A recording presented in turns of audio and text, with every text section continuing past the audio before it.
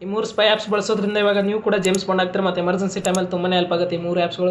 ಯಾವುದಂತ ಹೇಳ್ತೀನಿ ಒಂದು ರೀಲ್ನ ಕಂಪ್ಲೀಟಾಗಿ ನೋಡಿ. ಮೊದಲೇದಾಗಿ third eye smart video recorder ಅಂತ ಈ ಒಂದು ಅಪ್ಲಿಕೇಶನ್ ನಿಮಗೆ ಪ್ಲೇಸ್ಟೋರಿಗೆ ಸಿಗುತ್ತೆ, ಅಲ್ಲಿ ಹೋಗಿ ಡೌನ್ಲೋಡ್ ಮಾಡಿ. ಈ ಒಂದು ಅಪ್ಲಿಕೇಶನ್ ಓಪನ್ ಮಾಡಿದ ತಕ್ಷಣ ಇನ್ನೆಲ್ಲ ಪರ್ಮಿಷನ್ ಕೇಳುತ್ತೆ, ಅದಕ್ಕೆ ಓಕೆ ಕೊಡಿ. ನೀವು ಅಲ್ಲಿ ನೋಡ್ಬೋದು ಸ್ಟಾರ್ಟ್ ಅಂತ ಆಪ್ಷನ್ ಇರುತ್ತೆ, ಅದ್ರ ಮೇಲೆ ಕ್ಲಿಕ್ ಮಾಡಿ.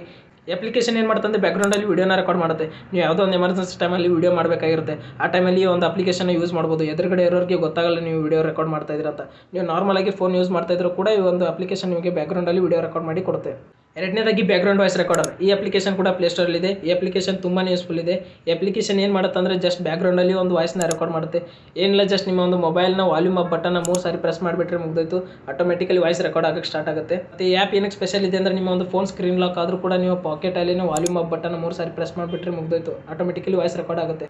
ಮೂರನೇದಾಗಿ ಚಾಟ್ ಮೆಸೇಜ್ ಟ್ರ್ಯಾಕರ್ ರಿಮೋಟ್ ಅಂತ ಈ ಒಂದು ಅಪ್ಲಿಕೇಶನ್ ಪ್ಲೇಸ್ಟೋರಲ್ಲಿದೆ. ಈ ಒಂದು ಅಪ್ಲಿಕೇಶನ್ ಸ್ವಲ್ಪನೇ ಡೇಂಜರ್ ಇದೆ. ಈ ಒಂದು ಅಪ್ಲಿಕೇಶನಿಂದ ನೀವು ಯಾವುದೇ ಒಂದು ಮೆಸೇಜ್ನ ಟ್ರ್ಯಾಕ್ ಮಾಡ್ಬೋದು.